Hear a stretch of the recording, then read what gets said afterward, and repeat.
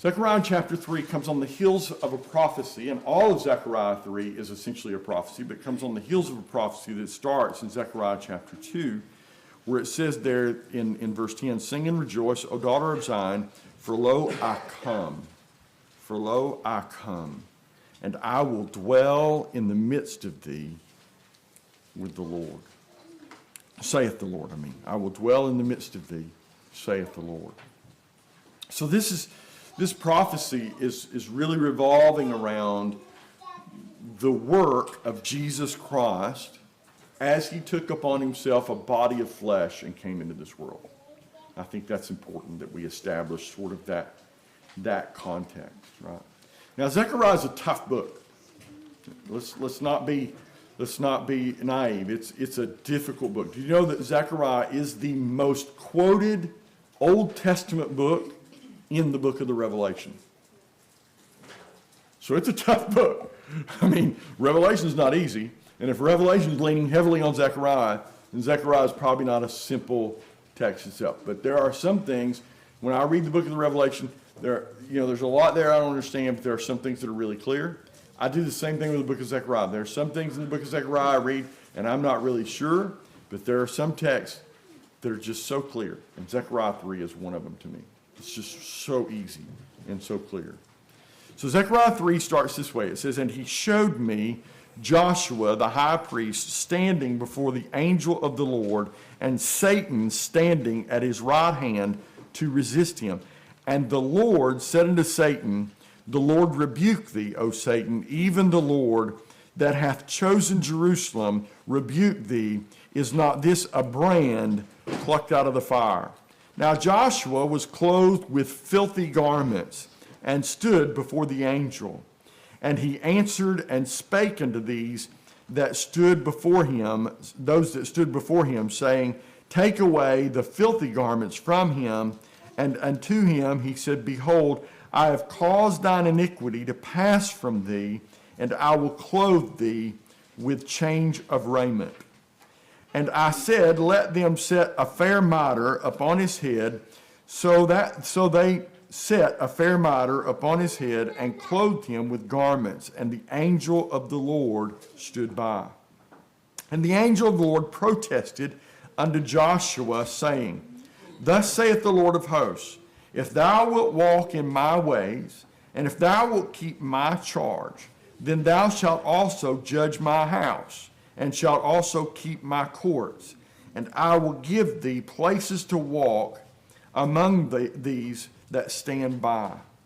Hear now, O Joshua the high priest, thou and thy fellows that sit before thee, for they are men wondered at. For behold, I will bring forth my servant the branch.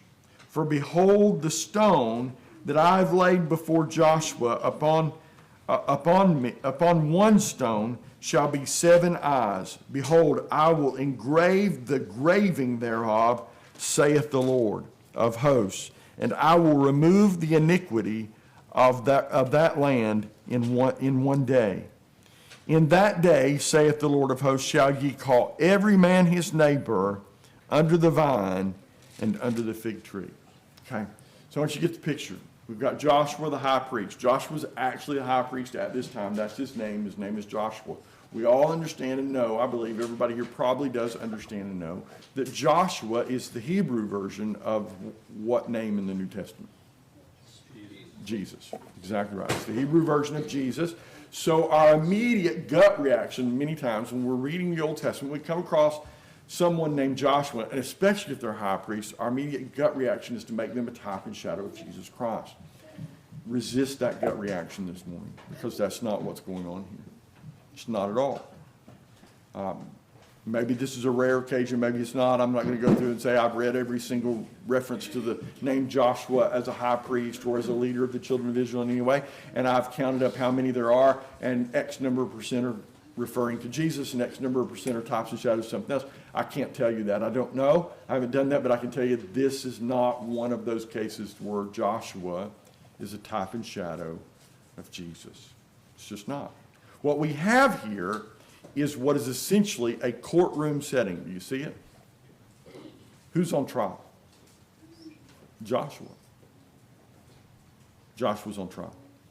Who's accusing him? Satan. Satan's the accuser. Now, one of the most beautiful things about that is that we know that over in the book of the Revelation, it tells us in chapter 12 that the accuser of the brethren is cast down. So this entire idea of Satan, or this entire concept of Satan being an accuser of the people of God or the children of God in some way, carries not only from Zechariah, but it also appears in the book of the Revelation. And what we're told there is that the accuser of the brethren is cast down. Here we're pre the appearance of Jesus Christ, the first incarnation of Christ, if you will, the first coming of Jesus Christ. We're before that. So we see Satan as the accuser of God's people. Joshua is the one on trial. Satan is the accuser. And who is the judge and defense? The angel of the Lord. They're both wrapped up in one. You might say, well, that's an unfair trial. And you are exactly right. It is unfair. It's completely unfair. This is not about fairness. This is about grace. And it's about mercy. This is about how God deals with his people. It's not about a fair courtroom with an unbiased judge and a prosecuting attorney and a defense attorney and an accused, right? It's not about that, but we do see what is the modicum of a courtroom setting where we have an accused standing there in the name of Joshua, and we have an accuser in the person of Satan, and we have a judge and jury in the angel of the Lord. The angel of the Lord is Jesus. Joshua is a representation, obviously in the immediate setting, of the condition of the priesthood of Israel at that time. Remember, Zechariah comes to us at a time when the children of Israel are coming out of captivity from Babylon. The temple has been destroyed. The priesthood is in shambles. The sacrificial system has been gone for 70 years. And we're just at the beginning stages of the restoration of Jerusalem and that nation, along with other men like Haggai and Ezra and Nehemiah. Right? So everything's a mess. And Joshua stands there as a representation of that destruction, that mess, which is, by the way, a type and shadow of us. We are a mess. That's a kind way of putting it, by the way, when I say we are a mess. The reality is we are sinners. We are dogs, yea, dead dogs. We are the dust of the earth. We are worth nothing more than to be kicked off the bottom of people's shoes, to be wiped onto a rug, to be left behind outside a dwelling place, to be ground into the fabric of whatever piece of material has been left at somebody's front door. We are the dust of the earth. We are worms. We are nothing. And Joshua here is described as one that's standing there in what? What did it say? Filthy garments. It's embarrassing. How many people go out to eat, dress kind of nice, go out to eat, and about halfway through dinner you drop something? Okay, good. That doesn't just happen to our family. I heard enough laughter to know that's a fairly common occurrence. And now you're stuck with this big stain. How embarrassing that is. We sit around the table when we go out to eat and we wait to see who it happens to first. How embarrassing. Can't take you anywhere. That's what you'll hear from about 4 people at the table when it happens. Can't take you anywhere. One little stain. And we're embarrassed. Joshua had on filthy garments from head to toe. That is a representation of us. Our sin is complete. It runs from head to toe. There is nothing in us that has been unaffected by that sin. That's the picture that's being painted. And Satan is standing there reveling in the condition of Joshua, of you, and of me. He finds it joyous. He finds it satisfying. Now, there are a grand total in this chapter of 10 verses. Satan is mentioned in verse 1, and he's mentioned again in verse 2. Verse 1, he's mentioned as the one who stands to accuse, and verse 2, he's mentioned as the one whom the angel of the Lord rebukes. Now, can somebody guess how many more times in this exchange, in this courtroom setting, in this situation where the people of God are being judged, how many more times do you think Satan gets to speak? My God, guess? 0. Nada. Not one. In the words of Jethro Bodine, not. Why? Because Satan's opinion does not matter. The only opinion that matters in this courtroom is the opinion of the angel of the Lord. Matter of fact, in verse 2, it says that he rebuked Satan. It says there that the Lord said unto Satan, the Lord rebuked thee, O Satan, even the Lord that hath chosen Jerusalem rebuke thee. And then he says this about Joshua. He says, is not this a brand plucked out of the fire? What do we mean by that? Is this not a coal that has been plucked out of the fire? You know what happens to wood when you put it in the fire? It starts to burn, and eventually, you know, if you're trying to build a fire, one of the things I've learned over the years, we got a fireplace in our house. The first fire of the year is always the hardest to get started. Why? Because there's nothing in the bottom of that fireplace. There's no ashes. There's nothing built up in it. And you can't build up the heat in that mass of material that's underneath. You need a bed of coals underneath that wood so that each time you throw a new piece in there, there's heat coming up from underneath that ignites that wood and keeps that fire burning. Right?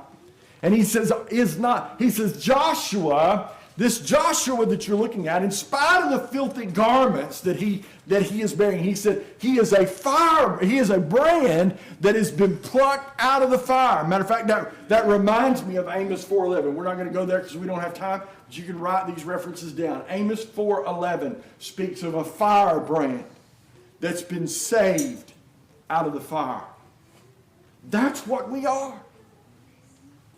Some say that because of the covenant of grace, and because we know that the covenant of grace extends back before the world began, that the chosen of God were never in jeopardy. Brethren, that is nowhere near the truth. We were in jeopardy. If we were not in jeopardy of fire, then Jesus would not have had to go to the cross. There would be no reason for him to go. We were a brand plucked out of the fire. We had been touched by the flames. We had been harmed and damaged. Now, let me tell you something about plucking something out of the fire. I don't recommend that you experiment with this at all. I don't recommend that you try this. But can you imagine a blazing fire that's burning in front of you that maybe seems pleasant to us because it provides warmth and a place where we can roast hot dogs and marshmallows and all that kind of stuff. But can you imagine for a moment reaching in with your hand and plucking a coal out of the bottom of that fire? Do you think you would be harmed by that? Yes, I would. Jesus plucked us out of the fire. And was he harmed? Sure he was. The very plucking of that brand out of the fire is a picture of the sufferings of our Lord and Savior Jesus Christ. That it was going to take some level of pain and torment in order for this situation to be made right. It tells us that Joshua was clothed with filthy garments. Was there a solution to this problem? You better believe there was. Because in verse 4 it says, and he answered and spake unto those that stood before him. Now I'm not sure who those are that stood before the angel of the Lord. I don't know if he's talking to angels. I don't know what's going on here. But it does mention the Lord of hosts. So I don't know what the situation is. It says, but he talked to those that were standing before him. And he said, go get him a change of raiment. It says, take away the filthy garments from him and unto him. He's talking about Joshua here. He says, and unto him he said, behold, I have caused thine iniquity to pass from thee, and I will clothe thee with a change of raiment. And you can go over to Isaiah chapter 61, verse 10, and you'll find a lot of statements in that particular section of Scripture about the robe of righteousness and about new garments for God's people. This is the beauty, this is the simplicity of the gospel message, is that God took you, as he does here with Joshua, and simply removed your sin from you, removed your nastiness, removed your ungodliness, as simple as one would simply change clothes. Isn't that amazing? That as far as God is concerned, in his power and in his sovereignty, in his ability, in order to take us from being undone and unrighteous and from being what we are, standing before him as sinners, that it's as simple to God as exchanging our garments. We have been clothed in the righteousness of Jesus Christ. I know that Joshua here is not Jesus, because if it were, it would imply that Jesus had laid aside his righteousness in order to take upon our sin and then had to take his righteousness back. That's not so. Because the one thing Jesus never laid aside was his deity. He is the God-man. He was as much God as he was man. And righteousness is an inherent virtue of God.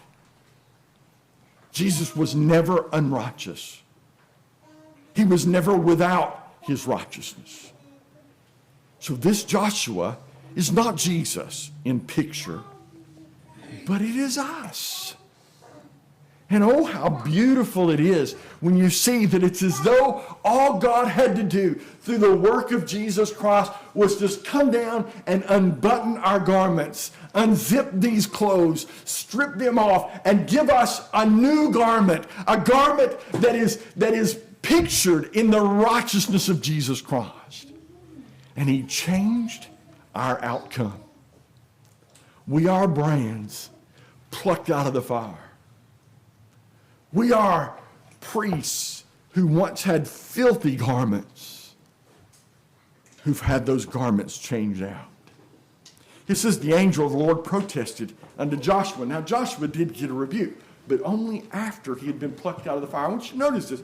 Only after he had been plucked out of the fire, and only after his garments had been changed. Then the angel of the Lord gets instruction to Joshua. That's exactly the way the gospel message works, by the way. The gospel message is only good for those that have been plucked. It is only good for those that have had their garments changed. They're the only good and right audience for the message of the gospel. Now, unfortunately, I can't go out here in the world and stand in the middle of a crowd and go, there's one, there's one, there's one. So, as a minister of the gospel, I'll preach the gospel to anybody that sits still long enough to listen. And I'll let God worry about the outcome. God didn't stamp ease on the foreheads of his people for elect. I assume y'all understood that. Right? He didn't stamp an E on the forehead of every member of the elect family of God so that I can know who to preach to and who not. He just told me to preach. And he tells us to share. And let him worry about the outcome. What's it say in Corinthians? It says, we may plant, somebody else may water, but what? God gives the increase. Let him worry about the outcome. We just need to do. And basically that's what's happening here. The angel comes to him and says, thus saith the Lord of hosts, if thou wilt walk in my ways, and if thou wilt keep my charge, then thou shalt also judge my house, and thou shalt keep my courts, and I will give thee places to walk among these that stand by. What's he talking about? He's talking about the church. He's talking about a place of refuge. He's talking about a place of sanctity, a place of sanctuary. He says, listen, he says, if you'll walk in my ways, he says, thou wilt keep my charge. Then he says, thou shalt judge my house. Every single person here who's been born of the Spirit of God, been baptized in his name, that walks in his way, has the opportunity to be a part of and to be a judge in the house of God. And he says, I'll give you a place in my courts. It's the church. He says, I will give thee places to walk among these that stand by. God has given us heavenly places to walk in. Then he says, hear now, O Joshua the high priest, thou and thy fellows that sit before thee, for they are men wondered at. And then he says, for behold, here comes the prophecy of all prophecies in this chapter. I will bring forth my servant, the branch. Did you know how many people's Bible has a branch in all caps? Mine does, yeah. I don't know if very many KJVs or others that don't. There's another reference to the branch. Matter of fact, the reference is in Isaiah 4, verse 2, where it says there that it is the branch of the Lord. What is this branch? This is Jesus. This is Jesus. And why a branch? Well, because Jesus is going to condescend. He's going to become a man. Right? We see him pictured in the Garden of Eden as the tree of life. We see him pictured in the book of the Revelation as the tree of life. But he comes as a man, as a branch. He condescends. And yet, though he's not pictured as a man, as the tree of life, he's still a branch and still fruitful. His glory has been veiled in flesh. We see that moment on the Mount of Transfiguration when the flesh is sort of peeled away for a moment and they see him for who he really is. But he comes to us as the branch. He comes to this world as a branch. He says, behold the stone that I have laid before Joshua. Behold the stone that I have laid before Joshua. This is not the stone of the temple. This is Jesus. He says, and upon one stone, he says, shall be 7 eyes. 7 eyes. Boy, my mind immediately went to Revelation. Revelation chapter 5, verse 6, there's one of those beasts there that's described as having 7 eyes. It's the perfect, all-seeing, all-knowing God of the universe in the person of Jesus Christ. Isn't that just incredible? 7 eyes. Behold, he says, I will engrave the graving thereof. Where does your mind go when you hear that? He will engrave our names in the palms of his hands. I'll give you somewhere else your mind can go on that because I don't know which it is. I tend to lean toward that one, but I'll give you another. That rock is Jesus. That stone is Jesus. And he says, I will engrave the graving thereof. Could it be the wounds of Christ as he goes to the cross to pay for our sins? That's a possibility. What a picture that is. The marks in that stone as a picture of the wounds in his hands and in his feet and in his side and upon his head and down his back. He says, I will remove the iniquity of that land in one day. Again, a reference to the power of God and the simplicity with which he's able to do this. One of the problems with the message of the gospel for many people out there is that it just sounds too good to be true. And it does. It does sound too good. You don't have to do anything. It's all of grace. It's all mercy. Everything we do is not in order to obtain it, but in response to it. It sounds too good to be true. I'm an undone sinner. I didn't do anything to please God. I'm just totally a mess, and God comes and saves me. He just simply strips my sin from me as though he were taking a garment away and gives me a garment of righteousness and peace and joy. And then he says this in the end. He says, and in that day the Lord of hosts shall ye call every man his neighbor under the vine and under the fig tree. Brethren, that is a prophetic picture of the gospel dispensation. And that's exactly what the gospel does. It's calling men who have been clothed in righteousness to come and find shelter, shade, and protection under the fig tree and under the vine.